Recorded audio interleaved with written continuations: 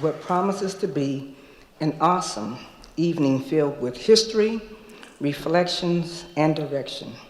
Where do we go from here? Chaos or community? This is the 11th lecture series sponsored by the Martin Luther King Jr. Freedom Center under the leadership of the Honorable Congresswoman Barbara Lee, whose focus, yeah, okay, you can.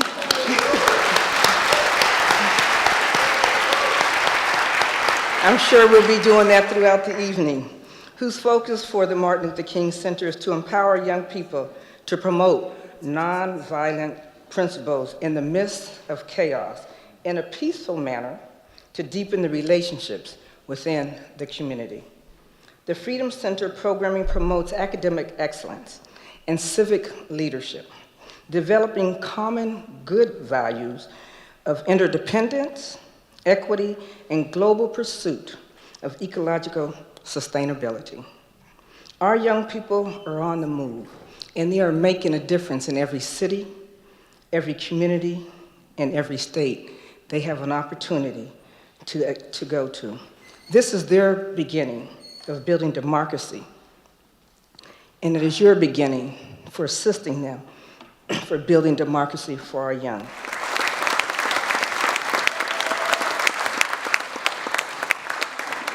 As you know, many of us recognize the importance of social justice, but we need to be reminded that many individuals go before us to express the needed work that is required to continue the efforts in this area. And because of this lecture series, we're able to be reminded as well as recognize the remarkable work and sacrifices that these individuals have made. To our distinguished guests, I look forward to hearing the lessons learned about the importance of community organization. Senator Art Torres, through his formal legislative processes, he realized that sometimes it required the creation of laws or the appropriation of dollars through legislation to address the needs of our community. To Dolores Huerta, through her grassroots labor organization, as a working mother, she realized that she had something to be done regarding the remedies that needed to be completed regarding the injustices of working farm workers, including their children. I was one of those children in the fields of the Salinas Valley, or Moss Landing, California, in the radish and parsley fields.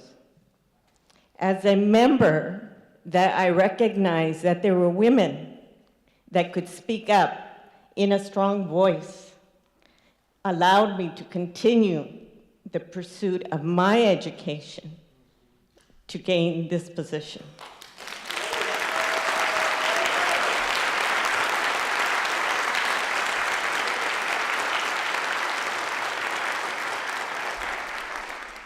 So Dolores, Barbara, and Elihu, Art, you continue to be my role models, and I know that there is no such thing as retirement, right?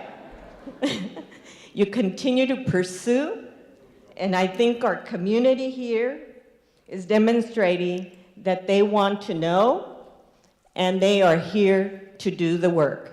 And I welcome everybody to tonight's lecture series. Thank you.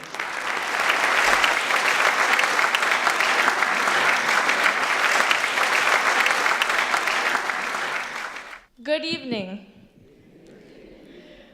My name is Fernanda Castro. I'm a student of the Martin Luther King Jr. Freedom Center.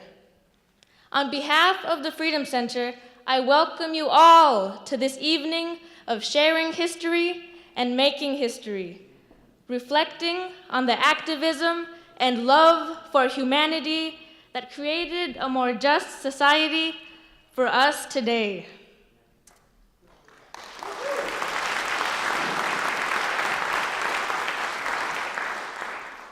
The Freedom Center gives thanks to those who made this night possible. To Congresswoman Barbara Lee and Elihu Harris, thank you for making the lecture series happen.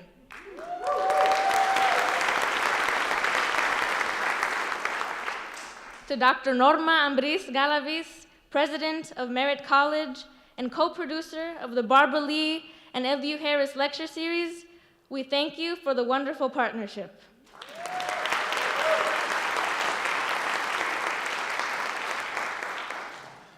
To Ms. Dolores Huerta and the Honorable Art Torres, we are honored and grateful to have you here tonight, sharing the hope and dedication that you guys have seen and that all of us here will be inspired by. Thank you.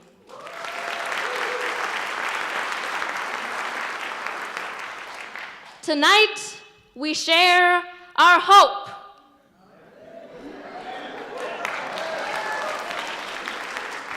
It is a hope gifted to us by the generation of Art Torres, Dolores Huerta, Elihu Harris, Congresswoman Barbara Lee, and many others. It is a hope that all people today, young and old, will take steps towards a world free of injustice.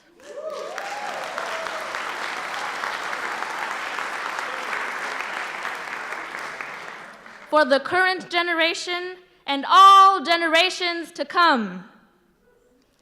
The farm workers' struggle for civil rights is our struggle. The struggle towards representation belongs to everyone, regardless of race, gender, age, or sexual orientation.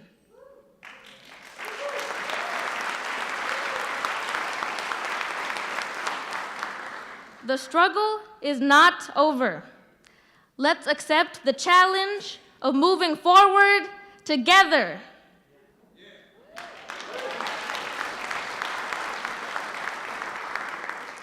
All of us carry within ourselves great strength and power. When we join forces, put all of our hearts, minds, and voices together, we create something beautiful. We create a circle more powerful than the injustices we have faced.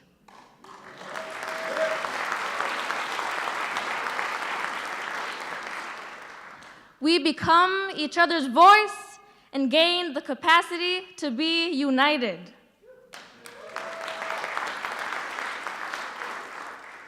Though there is much darkness in the world today, there is also much light and beauty. It is up to us to be the light, to harness the beauty, and to create meaningful change. Thank you.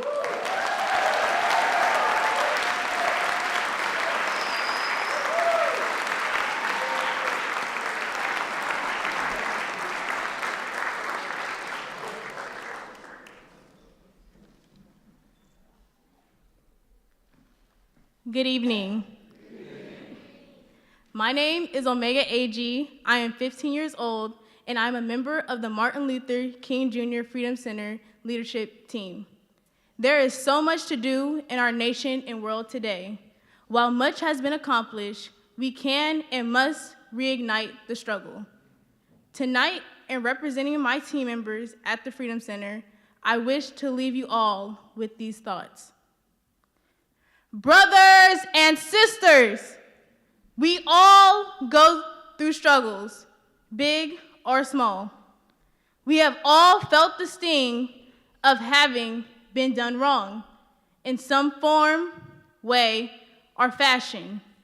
We each have roadblocks, distractions, people who dislike us for shallow or selfish reasons. In struggle, there is always going to be someone who tries to put you down, to tell you who you are.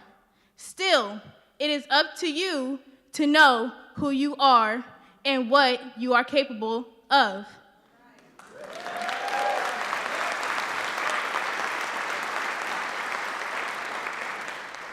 Brothers and sisters, we all have strengths.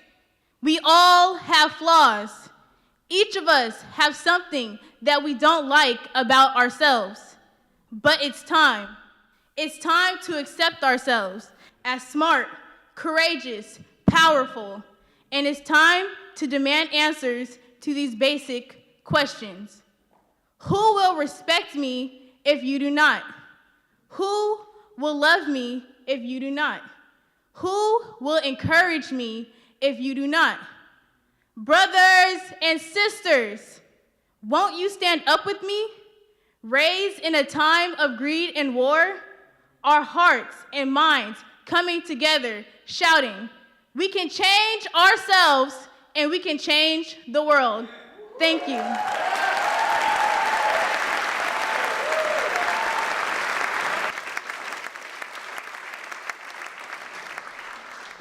Good evening.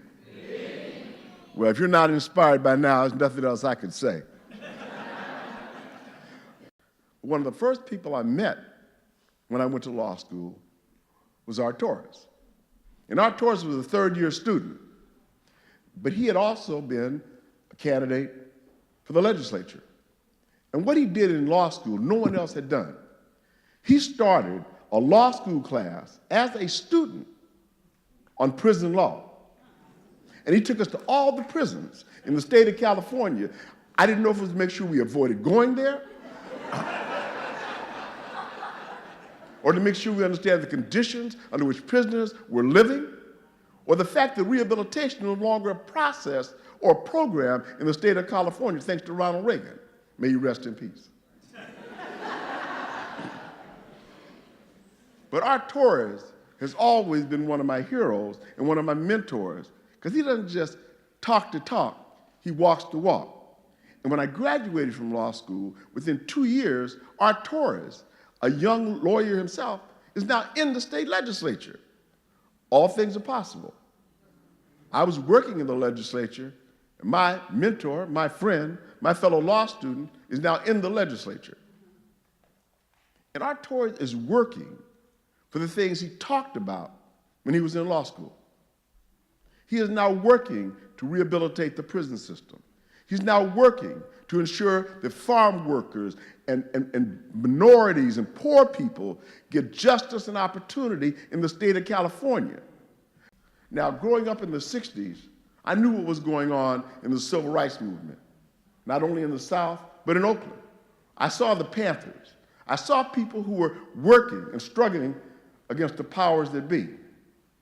And I also knew about the farm workers and their struggle, the great boycotts, things that were going on throughout California and throughout the country to give migrant workers, poor people, a chance to have decent living conditions, decent legal and labor rights, and the ability to raise their children with dignity and with the hope of a future. And the people that represented that I also had a chance to meet when I first got to the legislature, was Cesar Chavez and Dolores Huerta. They were rough. No, Dolores was rough. Cesar was really nice. Dolores scared the hell out of you. She walked in the room, Cesar was smiling, nice to see you. Dolores said, what you gonna do? Why are you here? Why are we here talking to you?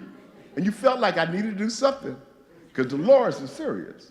And all the time, she'll continue to be serious about her politics, about her people, and about this country doing the right things for the poor, for the farm workers, for minorities, for women, for all those who've been denied equal justice and equal opportunity under law. So having these two people here tonight, representing lives of legacy, lives of achievement, and lives of commitment, to not only mean a lot to me, but hopefully to all of you. Some of you who never met them before, but hopefully all of you will not only be inspired by their words, but by their life. So today, I just hope that you understand that we have the chance to not only stand in the shadow of greatness, but to emulate that in our own lives. And that, to me, is the benefit of the lecture series and the benefit of all of you being here. So thank you for coming, and I hope that you enjoy and are inspired by this evening. Thank you.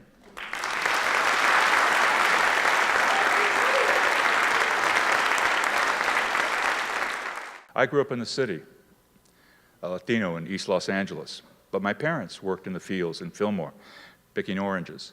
So I knew somewhat from their stories what it was all about, but never experienced what it was really all about. I had never endured discrimination until I worked in the Central Valley of California. And then I realized it wasn't a good thing to be a Mexican. And as I experienced that, I got to learn even more about the movement, but most importantly, about so many issues which affect us. And it's where I began my passion with healthcare, because it was Dolores who told me the impact of pesticides on people's lives and health. And I have to report to her, because I have not told her this before, but when I joined as vice chair of the California Stem Cell Agency, a young director of the Department of Health came to me and said, well, because of your law that was passed in the 80s, we registered carcinogens, and now we have developed a causal relationship between pesticide poisoning and autism.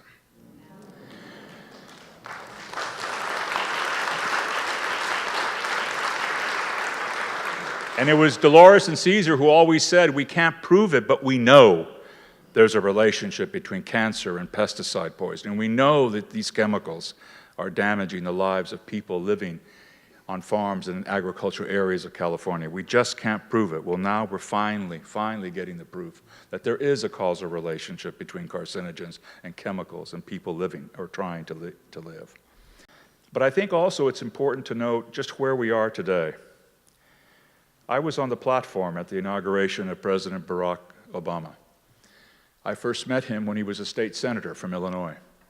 I knew he had great promise, but I had never dreamed how fast he would move. And I saw hope and change in the faces of the people there at that chilly morning and afternoon. That hope and change was coming to this country. And yet I heard the echoes of those on the other side that said they would stop at nothing to make sure that he did not succeed.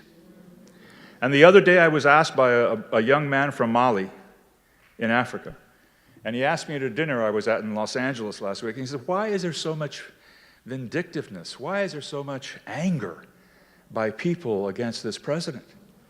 I said, the anger doesn't come from a difference in opinion. The anger doesn't come from an intellectual discussion. The anger comes from an internal hatred and racism. That's where it comes from.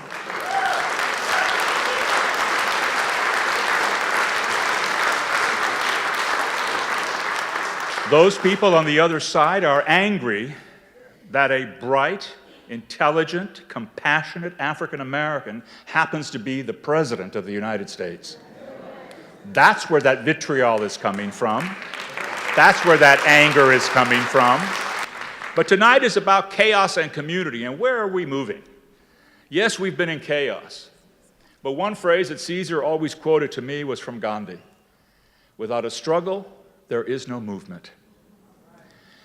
Movement will occur when we struggle to ensure that justice prevails. And that can happen in a classroom, that can happen in a community, that can happen on the halls of the Congress or the legislature. All it takes is one act, one simple act of courage and vision to remove injustice from our society. I'm not giving up hope. I'm not giving up on change. And neither should you. But we are faced with a very serious issue: apathy. Apathy. This last election, only 40% of 17 million registered voters in California actually voted. Dolores has spent her life on voter registration efforts. She knows the value of registering voters. And yet we have potentially here in California, quite frankly, close to 24 million people who are eligible to vote, and only 17 million are registered. And only 40% of that, 7 million, actually voted in November. 59% white people voted, 8% black, 18% Latino, 11% Asian voted. Of the 17 million, that's all that voted. What does that mean? In the national turnout, 75% of voters who are white voted. 12% of black voters voted. 8% Latino voters. 3% Asian, 1% Native American. It is a tragedy. It is a tragedy. For those of us that believe in nonviolence, for those that believe that a nonviolent approach to achieving our goals and our vision is so important, this is the way to do it. To register people to vote, especially young people, and to get them to the polls. That's where change occurs. We've seen today members of Congress who are fighting between 11 and 12 votes, still being counted in Sacramento, in Fresno, in San Diego, in the Assembly. We see people that are behind by 11 votes who should have been elected overwhelmingly, but because people did not go out and vote, they are struggling to survive. And who are these people? These are people that work with Barbara Lee in the Congress that we need their votes. These are the people that work in the legislature that we need their votes. And those votes will not happen in 2016 unless we get our people out to vote and registered.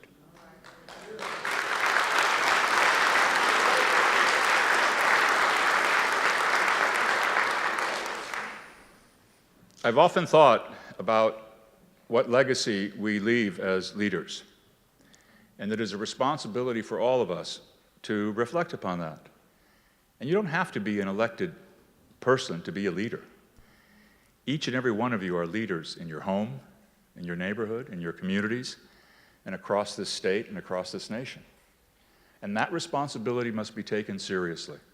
And if leadership is going to prevail to cure injustices in our society, then we have to work. And it takes a lot of hard work. And as we move forward between now and 2016, we have to look and ensure that those messages that we take to the people of this state and the people of this nation, that we will not stand to go back again.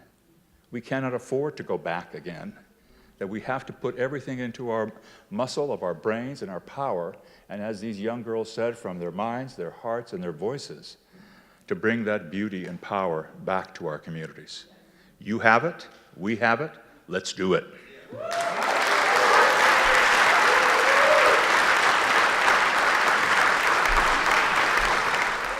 This lecture series brings together the great civil rights leaders who I personally have had the chance to and the privilege to work with and to meet, those that Elihu knows, people who inspire and promote social change and justice. And so tonight is no different. After the recent elections, it's so appropriate for tonight's lecture to be called Where Do We Go From Here, Chaos or Community? And there's no one who can put this into perspective than Dolores Huerta, because she is a great warrior woman, and she is one of my personal sheroes. Dolores has committed her entire life to the pursuit of social justice. Her experiences as a woman, as a Latina, a voice for immigrants and vulnerable communities, make her an incredible foot soldier and leader for peace and equality. Foot soldier and leader. I have marched with Dolores over and over and over again. I don't care what the issue is. It could be for women's reproductive health, for ensuring that our working men and women have an opportunity to unionize. It could be testifying before congressional and Senate and Assembly committees. Dolores' work has changed the course of our country and improved countless lives. You saw in the video that she founded the Agricultural Workers Association while working for the Stockton Community Service Organization. She set up voter registration drives and fought for improvements in her community. She lobbied for Spanish language voting ballots and driver's tests. Now, in 1962, she met Cesar Chavez and they co-founded the National Farm Workers Association. And yes, she was instrumental in the enactment of the Agricultural Labor Relations Act of 1975, which was the first law of its kind in the nation that granted farm workers in California the right to collectively organize and bargain for better wages and working conditions. That is an amazing, in 1975. 1975. Dolores has broken down so many barriers for farm workers and for people everywhere. Even now, and I don't know, Dolores, do you want me to say what your age is? God, at 84 years of age, my God, 84 years of age, with 11 children, one of her daughters is an alumni of Mills. Her energy and her enthusiasm inspires me and gives me hope. She's an incredible force for change. And you know, one thing about Dolores, we have to thank her for teaching us the necessity of building organizations and the know-how to build enduring and disciplined ones dedicated to justice for all. Organization is truly necessary in order to meet the demands of justice, and dedicated, disciplined leaders are necessary to build strong organizations. Dolores is a great teacher. She's a tireless organizer. As founder and president of the Dolores Huerta Foundation, she travels across the country. She just came back from Boston tonight. Can you believe that? She does this each and every day, engaging in campaigns and influencing legislation that supports equality and that defends civil rights. Now, you know she's the recipient of many awards and accolades, and rightfully so, including the Presidential Medal of Freedom and the Eleanor Roosevelt Human Rights Award. In addition, she was inducted into the California Hall of Fame in 2013. Dolores has been a voice for the feminist movement, for our lesbian, gay, bisexual, and transgender brothers and sisters, for the LGBT community, for immigration reform, and she truly champions the progressive movement. She and I both know that we've come a long way, you know that, in our fight for social and economic justice, but we still have a long way to go. Dolores has always been a coalition builder. She's been one to bring the African American, the Latino, the white community together with the Asian Pacific American community to fight for justice and equality for all. She has an amazing history. One of the remembrances that I have that always stands out is walking with Dolores in Delano, California at Cesar Chavez's funeral.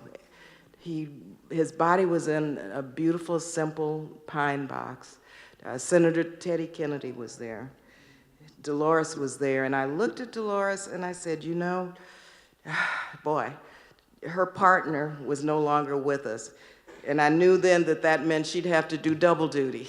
And she has stepped up and done double duty and has continued to march and to fight and to be one of those individuals whose legacy not only has been so important for us in the past, but today.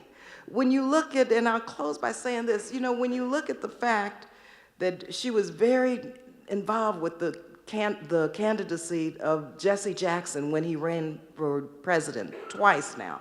She's part of the Rainbow Coalition.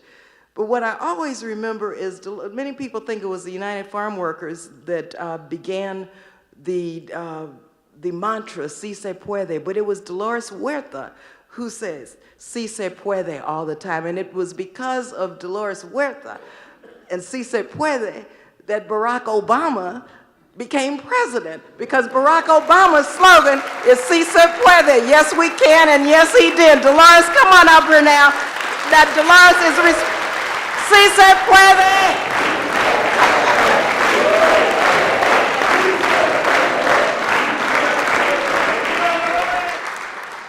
I think we've heard so much history this evening, and very appropriate about now, what are we going to do now? You know, we can talk about the victories of the past, but at the same time, we know that many of the victories that we had in the past are totally being eroded and taken away from us. There have been so many attempts now to suppress voting rights of people of color and of students. We know by this last election that we just had that who had the big victory? It was the Koch brothers, you know, these people that get all of their money from oil and gas and they're worth $40 billion, and so they have all of this money that they can spend on elections. And so we have to think about how can we counter this. And as Senator Torres mentioned, that so many people didn't vote. And we wonder, well, we probably know some of those people ourselves that didn't vote. And we wonder why. And we know because they are so confused, and they watch television and they see all of these ads, and so many of these people that just lie with these ads that they have out there about different candidates. And so then people just get very discouraged and they don't vote. And then Another thing is that they don't have civic education anymore in the schools. Who knew that they do not teach civics in schools anymore? So young people don't even know. They might know something about the Constitution, but they don't know the different departments of government. They don't know who their civic leaders are, who their representatives are. And so we have this huge ignorance that we have in our society. And so we have a great need for just plain old knowledge. So how can we counter this crisis that we're in our country? And if our country is in crisis politically, and if our country is in crisis in education, then I think the way that we can counter this is to bring education and community together. I think this is the one way that we can address this, because we've got to start by how can we reach out to so many people and to let them know what is happening here in our society, what is happening in our country. I just want to give you an example of what we're doing with the Dolores Huerta Foundation. I lived at United Farm Workers in the year 2002, and I always had this dream, and Cesar and I had talked about this before he passed away, about that we thought we were going to be able to build the Farm Workers Union. We figured it'll take us about 10 years, and we'll have a national union of farm workers, because we had been so successful right up until about 1973. We had over 100,000 farm workers under contract here in California. We had farm workers under contract in Arizona, New Mexico, Texas, and Florida. And we thought, it'll take us another 10 years. And once we get all the farm workers under union contracts, we'll go back to community organizing. That dream was not realized because, unfortunately, in 1973, there was a conspiracy between President Nixon, the head of the Teamsters Union, Frank Fitzsimmons, and Alan Grant, the head of the Farm Bureau Federation. And they came in and they took all of the contracts of United Farm Workers away. So that didn't happen.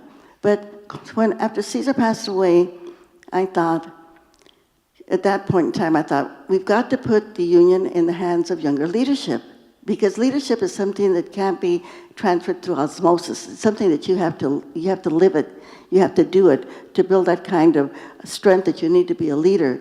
And so we decided to place the United Farm Workers in the hands of Arturo Rodriguez, who is the president of the union today. And so then what I did, I said, I'm going to go back to community organizing, going back to show people that they have power and that they can make the changes that they need. And so with my foundation, the Dolores Huerta Foundation, this is what we've done. We've gone back and we're going back to many recent immigrants and getting them together, teaching them how they can come together and how they can make the differences in their community. And we did a lot of work on infrastructure. People learned how to bring in sidewalks and curbs and gutters and street lights and swimming pools, neighborhood parks into their communities. But then we found something out. There was something really bad happening in education. And we found out that in our area, in Kern County, we had the largest high school district in the state of California. It's 40,000 students in one high school district. But in that high school district, they had suspended close to 3,000 students. And you're probably not surprised if I tell you this, most of them were African American and Latino, the vast majority. And so we thought, this is so wrong. And they were suspending them for, idiotic reasons, because they talked back to a security guard on the school ground, or they talked back to a teacher. So we decided we would change that. So we did, using that same method that Fred Ross, the great Fred Ross Sr., who taught Cesar and myself how to organize, meeting with the families in their homes. Meeting with each family, 4 or 5 people, 6 people, until we could meet with 200 people. And then we brought them all together. Our first parent conference, we had 155 parents that showed up. And then they came up with their statements about what was happening to their children.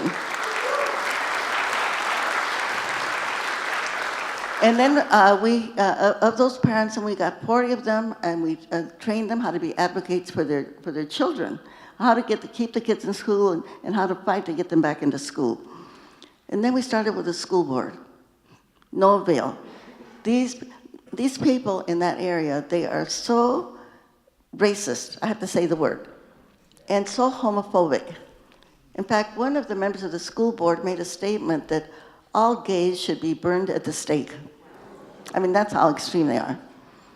So this is what we're doing. And so we're organizing parents, organizing the students to fight the system. And then, of course, we're trying to get some of our people to take over the school board. But I do believe that this is, I think, the basis of so much that is wrong in our society is people that are just plain ignorant. I have to say the word. They're plain ignorant and they don't really know. So what do? We have to get out there and we have to reach those people. And when we think of the threat that we have to our democracy, there was a Spanish philosopher named Jose Ortega y Gasset. He was part of the Spanish Republic before Franco took over. And he wrote a book called The Revolution of the Masses. It's a very small, little short book. But his theory in that book was that if we do not have an educated citizenry, then what we have is mob rule. If we do not have an educated citizenry, then we have mob rule. So when we have a low quality of education, and so many of our young people, especially our kids of color who are becoming the majority in this country, if they're not given that kind of a proper education, then what does it say not only about their future, but what does it say about our future as a country? You know, there are like 50,000 Latino kids that turn 18 every month in the United States of America. 50,000. That's a big number every single month. But if these kids are not getting an education, what's going to happen to them? And we know that the people that go to prison, that when we can see that there is actually a correlation between the fact that they did not get an education and that's why they end up in prison. Where are they going to go? There's no jobs. The military and jail are probably the only places that they can go. And when we think that here in our United States of America, we have more people in prison here in the United States of America, our population are only millions, but we have more people in prison than India or China. And those populations are billions of people. We're only millions, but we have more people in prison than those other countries have. So this makes it very, very scary. And when we think of the discrimination, and like Al Sharpton said, I remember once he said, you know, they turn in their hoods, you know, for the suits. And this racism that we have is so institutionalized, and the lynching continues. The lynching continues, but it's now done by police. So we have Oscar Grant here in Oakland, of course. You know, we have Michael Brown in Ferguson, and on and on and on. And this is happening all over the country, where we see young black and brown young people that are getting killed by police, and with impunity, because many of them are not going to jail for any of these killings that is happening. So this really presents a crisis, and so we have to figure out how we're going to be able to answer this. And of course, one of the ways that we have to do it is just with knowledge. And we know that we do not have the corporate media on our side because they are not telling the people the truth about what is going on right now. And when we think about education, there's so much that we have to do. I think of education as like a diamond. You know, it's a diamond, and it's brilliant, and it's got so many facets to it. But the other things that we have to think about education is we have to make sure eventually, and this is, I think, a vision that all of us have to work for, that we can have in every single school from kindergarten through 12th grade ethnic studies, right? Ethnic studies.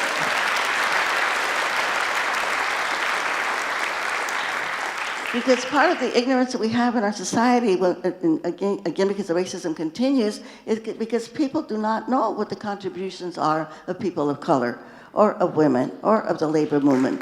They don't know this. I was with Terry McCullough, who was elected to the governorship in Richmond, Virginia, and we were having a reception the night that he got elected, and he made the statement, in Richmond, Virginia, right here, this is the oldest governor's mansion in the United States of America. And it was built by Thomas Jefferson. And I thought, it was built by his slaves. It wasn't built by Thomas Jefferson.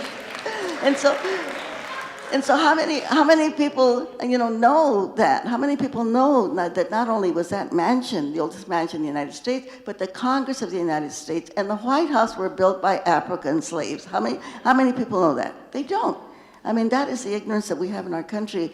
People don't know what the contributions have been, not only of the African slaves that were brought here in bondage, but also of the Mexicans that came and they built the railroads and they worked the fields, and the Asians that came here also, the Chinese that worked the lands and built the railroads, and the Japanese and the Filipinos that came here. And we had these Oriental exclusion laws that they could not even marry Caucasians. And like the Filipino brothers, all of those that were in Delano, many of them died without ever having a chance to get married because it was illegal for them to get married when they were brought here as young men. And people don't know this. So if we do not put this into our school books with children from the time that they're very small, you know, and they shouldn't have to wait until they go to college. Because if we don't do that, then our own kids of color, they don't know what the contributions of their people have been to this society. And then our white children, they really think, oh man, we did it all, right? You know, that's where the whole essence of white privilege comes from, because they don't know what the contributions of people have been. And even when we think of Native Americans, you know, how often do we think, okay, we are standing on the land of Native Americans. Have we ever thanked them? I mean, I think we should have a law, Barbara. You'd be the one to do it. Introduce a bill into the Congress that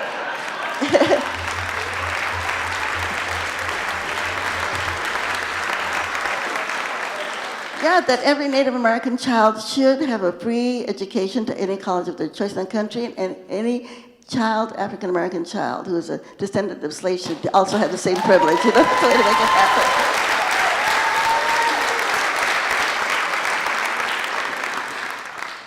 So ethnic studies is one, and the other thing, we have to take over the school boards, okay? We have to take over all the school boards so that we can make sure that the tax dollars that we get are going to where they should be. And so I want to urge everybody. By the way, in our community organizing that we're doing with these immigrant parents I've been speaking about, they have already gotten themselves elected to 5 different school boards, okay?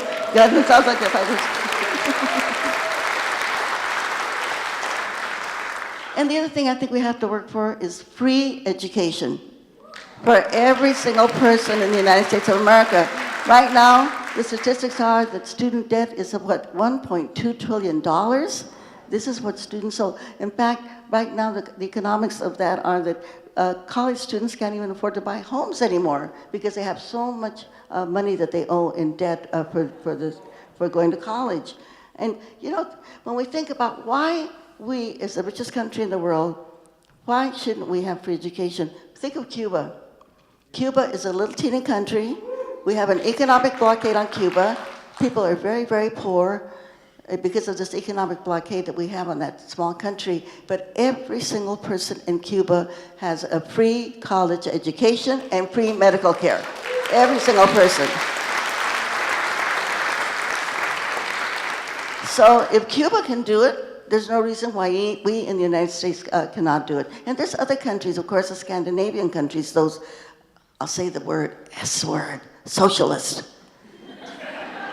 The socialist countries, so they have education for all of their citizens also, and also free medical care. So, you know, we think that we're so great, but we still have a long way to go.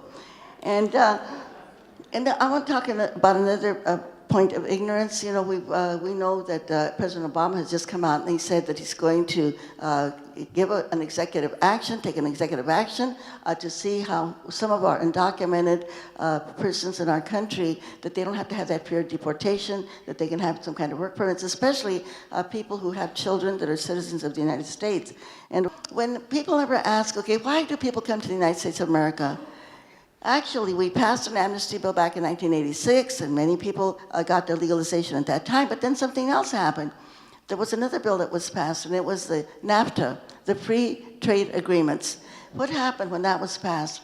You know, well, one of the things that happened is the people in Oaxaca and Chiapas, the farmers over there, they knew that this was going to hurt them, and they had these huge demonstrations against NAFTA.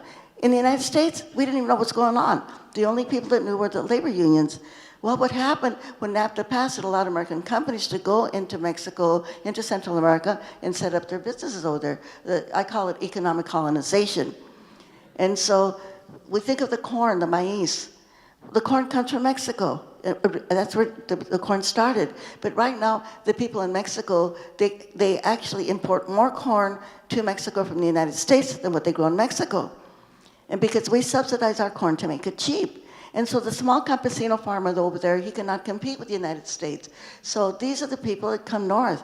When we talk about the 11 million undocumented, a huge part of that number are these small campesino farmers from Mexico that are put out of business by American corn and by NAFTA. And then we have the big box stores like Walmart. By the way, friends don't let their friends shop at Walmart, okay?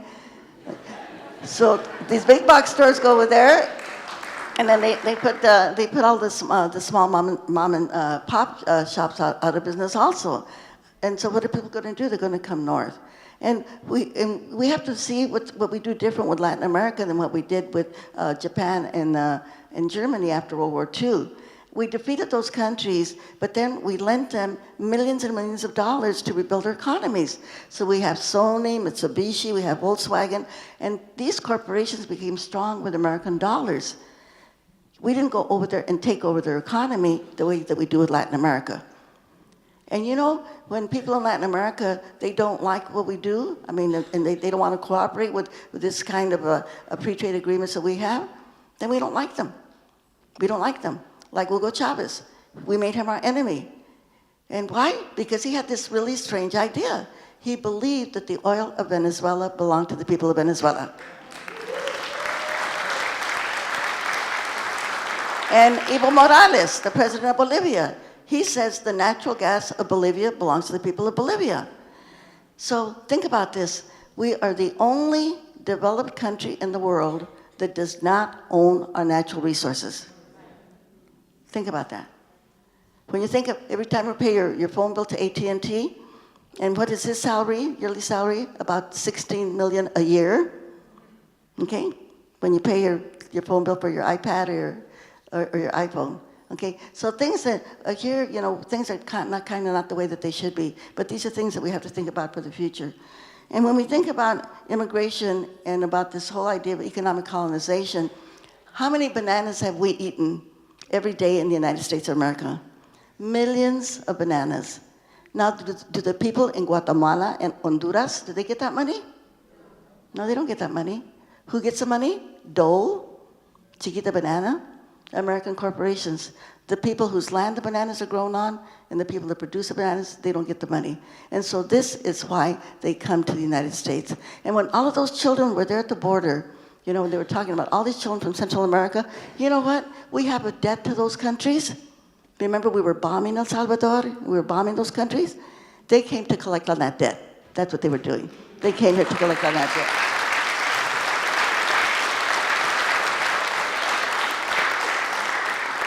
So these are things for us to think about in terms of how we're going to go with our country in the future, that we've got to be able to give people knowledge. And we have to think, of course, of elections. We talked about elections before, and elections are so, so important.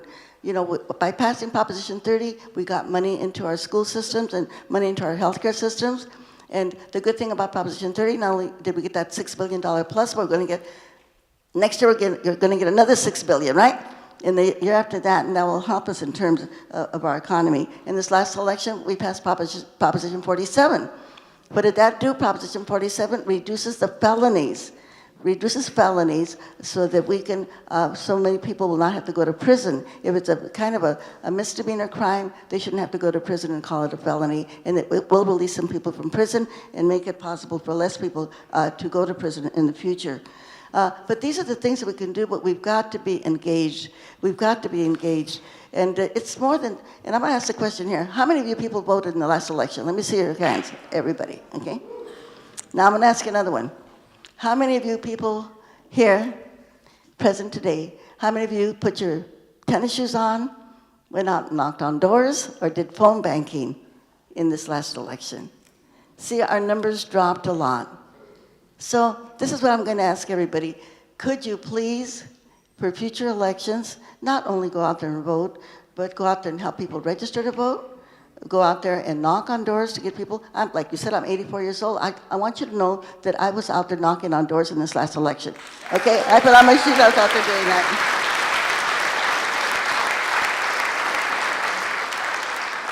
Because if we don't really go out there and do the work, it's not going to change. We are really, really in a crisis. And you know, when we see all of these attacks that they have against women's right to choose, the attacks on immigrants, the attacks on our LGBTQ community, what is the attacks on labor unions? This is a distraction because they're attacking all of the people that they feel that they can somehow, get some traction on to take away from the real issues. And what are the real issues? The economy.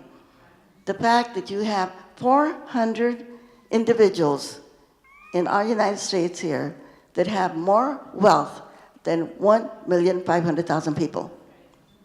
400 individuals that have more wealth than 1,500,000 people. So that is the real issue, the economic issues. When they talk about raising the minimum wage, yay, we're going to raise it to maybe $15 an hour. But if the minimum wage were where it should be $30 an hour. It should be $30 an hour. So I really think that the only way that we can, face up to this crisis is to continue to organize, to do the kind of grassroots organizing that Cesar and I did when we started the Farm Workers Union, the same kind of organizing that we're doing now with the Dolores Huerta Foundation. We know that there's not very many resources for that, but we have to remember that change always comes from the bottom.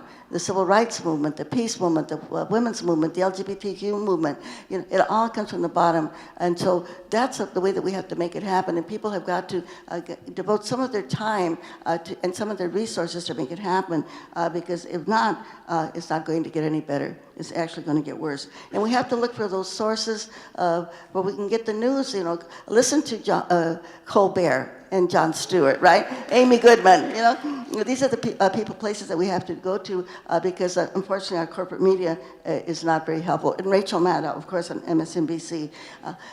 And whatever we learn, then we have to share it. And so even though it seems very difficult, we know we do have new tools. We do have the social media right now. We have, the emails, and we have the internet. We have Twitter, Instagram, and all of these other kinds of mediums so that we can definitely get the word out about the things that we are learning.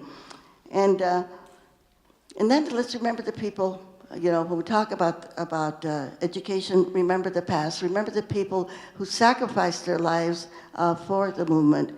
When people don't want to register to vote, let's remind them of the people that were killed in the South when people were trying to get registered. Schwerner, Goodman, Cheney, and yesterday I was with this wonderful woman who was, her mother got killed also in the South. And people don't even know about her. Her name is Viola Lucchesi. And she left 5 children behind her, and she was killed. So we can talk about the martyrs in the farm workers movement. The people that were killed in the farm workers movement. Our first martyr was a young Jewish girl, Nan Friedman, who was killed in Florida. Our second martyr was an Arab, Najib Daifala, who was killed by a sheriff. Our next martyr was Rufino Contreras, who was met with a hail of 80 bullets as he walked into a field to talk to strikebreakers. And then our next martyr was Juan de la Cruz, who was shot on the picket line. And then Rene Lopez, a young man who organized his company to work for the union, to vote for the union. And after the election, they called him over to a car, said, Rene, we want to talk to you. He put his head to the window of the car. They pulled out a gun and shot him in the temple. And all of this just so that workers could get the basic rights of having toilets in the fields, cold drinking water, unemployment insurance, the right to organize. But I know all of us here that are in this hall tonight, that we're all dedicated. We're all dedicated. We're going to keep on working. We're going to continue that journey, and we're going to get there eventually. We will see a day when we will have peace and we will have justice for everyone and everybody. We can share the resources of our world and our planet, and not always think about dominance and competition. We can make a better world, and to get rid of racism. I just want to, again, talking about science. And I love to ask this question whenever I go and speak at different colleges and community organizations. I ask the question, what is the name of our human race? Students, shout it out. Homo sapiens, okay? And where did our human race begin? Africa, right? And so our human race traveled across the planet. They went to Asia, people got lighter in skin, came down to the Bering Strait to the Americas, And one of our tribes got totally lost, and they went way up north where it's really cold, and they lost their color, completely lost their color. So now they have to go to the beach at the tanning salon to get their color back. So what this really means, again, knowledge and science, we are all Africans of different shades and colors.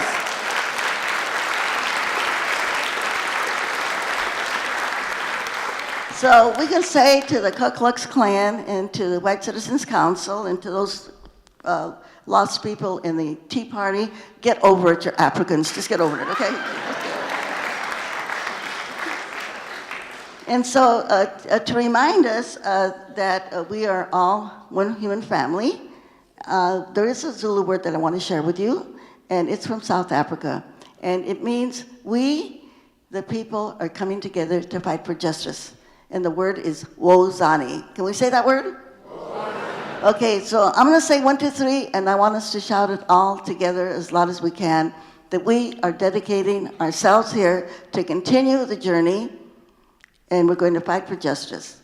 And so I'll say 1, 2, 3, let's all shout wozani at the top of our... Wait for me. We have to do it together. We have to be organized, okay? So we have to be organized. Let's go. So I'll say 1, 2, 3, and we'll all shout wozani at the top of our lungs, okay? 1, 2, 3. Wozani. That is awesome. And we have to remember that we have got the power. And we were starting to organize farm workers, people would say to us, how are you going to organize them? And the people that we organize with the Dolores Huerta Foundation, we have to say to them, you have the power. And they say, well, we're poor. We don't speak English. We don't have any money. What power do we have? And what we say, the power is in your person. The power is in your person. And this is all the power that you need. But we know that we can't do it alone. We can't do it alone. We've got to come together. We've got to work together. We've got to weave all of our movements together. And that is the way that we're going to win and that we're going to change. And I don't care how much money they have, the Koch brothers and the Andelsons and all these other people, when it comes right down to it, the votes are the ones that make the difference, and the people are the ones that make the difference. We've got to remember that, and we've got to preach that, and we've got to dedicate ourselves to make it happen. And so I'm going to ask you all a question. I'm going to ask you who's got the power, and I want you to say, we've got the power, okay? And yell that out really loud too. Who's got the power? We have the power. And I'm going to say, what kind of power? You say, people power. What kind of power? People power. Who's got the power? What kind of power? People power. Well, and then if we all work together, we can make it happen with great leadership like that we have here, with Barbara's leadership, Elihu's leadership, Art's leadership, our great leaders here at Mills College. We can make it happen. So let's put our hands up together. We're going to say, sí se puede. Yes, we can. Let's go. Sí se puede.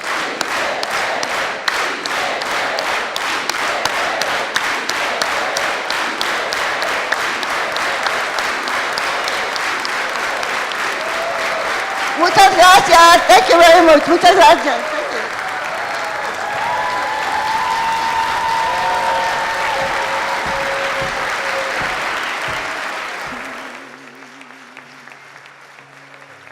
I've been in this storm so long.